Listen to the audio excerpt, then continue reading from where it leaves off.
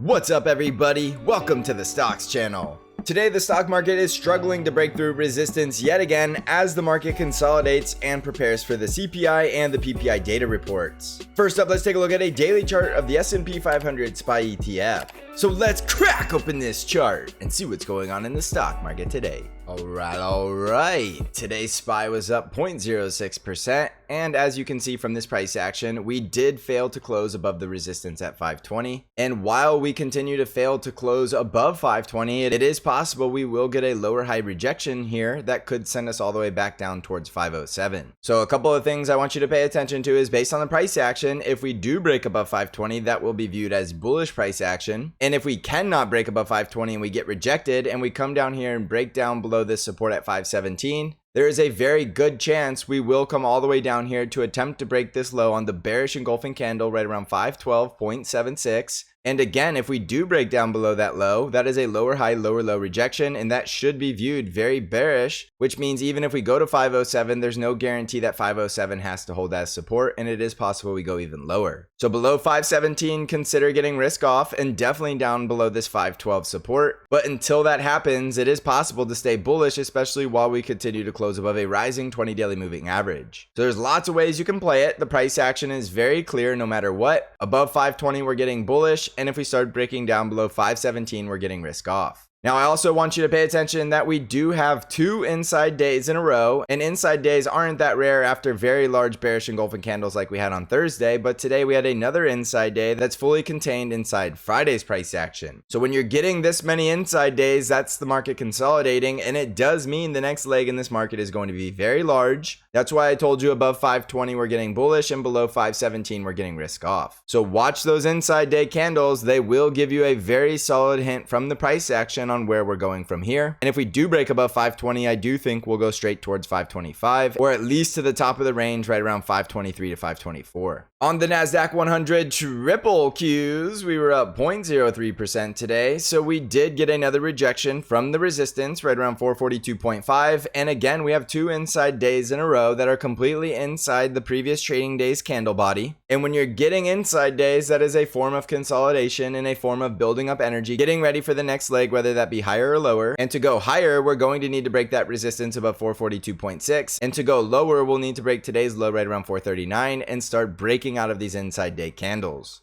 Now, we do have CPI data on Wednesday, so tomorrow we could have another day of consolidation, but eventually we will break this range and the price action is going to tell you everything you need to know. If we break above the resistance, I think we push back to the top of the range right around 448 or a brand new all-time high at 453. But the bears do have the advantage of this lower high rejection, so if we start to break down, it's possible we come all the way back down towards 428 and the gap fill at 425. Although we will have a very significant support zone we'll need the bears to break through, which is between 434 and 435. So 434 and 435 are very critical support, and a more short-term support will be that level at 439. So watch those levels closely and let the price action do all the talking.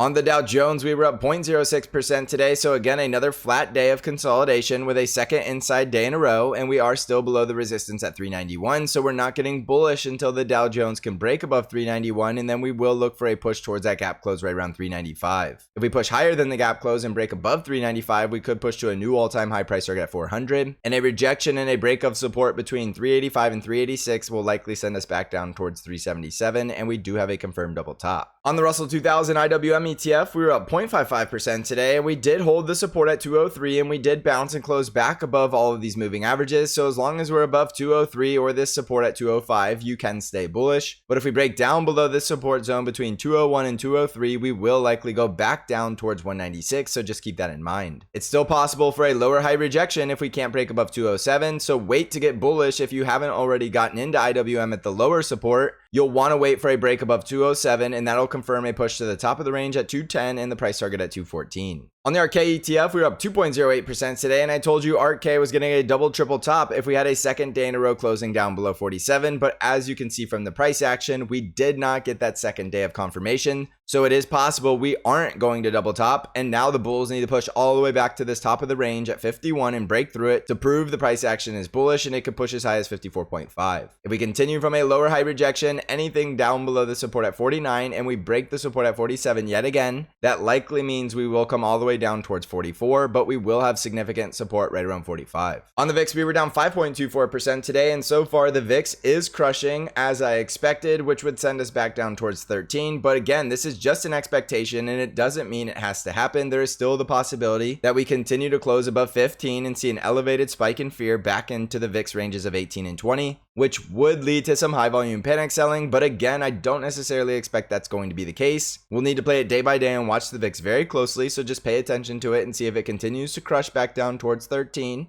or if it's just getting in a higher low bounce before we continue higher. On Bitcoin, we're currently trading just below 72,000 and we are getting the bull breakout. Even though it is on small volume, it is a bull breakout nonetheless, and we did hold the support at 68,000 and we did break the resistance at 71,500, which means we could go reach that price target finally at 75,000. Now once we get to 75,000, I think we'll find plenty of more selling, which means we could still go lower after we hit the price target, but in the short term you can stay bullish above 68,000, and if we can't hold above 68,000 for any reason, that means we're coming back down to 65,000. And if we can't hold 65,000, I think we go all the way down to 52,000. On Nvidia stock, we were down nearly 1% today, and we did get a rejection intraday from some negatively sloping moving averages, and we are still above the support at 857. But if at any point we break down below 857, this could be a double top breaking down below its neckline, which could send us all the way back down into the 780s or 740s. And of course, we have a gap to fill at 823 and a rising 50 EMA of support right around 806. So 857 without a doubt is the critical support, so get a lot more risk off if we start to break down below it. But while we're above 857, it's still possible this is just a period of consolidation before the bulls get enough energy to push higher towards the price target at 1,000.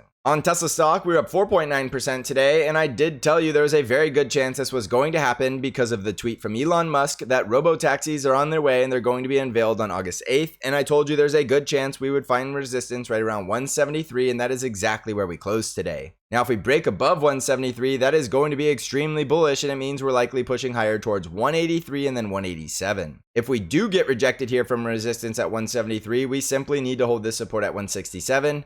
And if we cannot hold the support at 167, there's still a good chance we're coming lower towards 160 to 154. So 167 is a very critical support and 173 will be a very critical resistance. So this is a very simple trading range, and then the price action breaking that range, whether it be higher or lower, will tell you the next leg in Tesla stock. On Apple stock, we were down 0.67% today, and we are starting to break down below the support at 169. And I told you below 169, we would likely have strong support at 167. And from there, I would expect a bull rally that could take us into earnings. So I still would not rule out 167, especially with today's price action close. You can clearly see price action is below all the moving averages and we are in a bear trend. So respect the bear trend, which means if you do not like catching a falling knife, you really don't need to go long Apple stock at this time. But if you don't mind catching a falling knife and you know how to manage your risk, you want to manage your risk between 167 and 169. The next bull breakout will be all the way back above 172, and the next bear breakdown will be below 167 because that opens the opportunities to come all the way back down towards 158. So jumping back over the S&P 500, today was without a doubt a very flat and boring day, and tomorrow maybe as well. But as we get into the CPI and the PPI data reports, I expect to see price action breaking out of this range. And all we need to do as price action traders is be objective and unbiased and follow the direction of that breakout. We have 2 inside days, which means we are going to get a large move, and we know the critical resistance and support, so all we need to do is follow price action and have cash ready to act. I wouldn't be placing too many large bets in either direction right now because we are in a period of consolidation and we are in a range bound zone. And when you're range bound, you really just want to work that range and then wait for the breakout, and then once we get the breakout, we could return to a trending market. So be very disciplined and know your risk levels and manage your risk accordingly. And I still think this is a stock picker's market, and we're still doing very well trading in the Stock Channel Discord by simply focusing on the best stocks to trade. And we had a very solid win with Tesla stock today.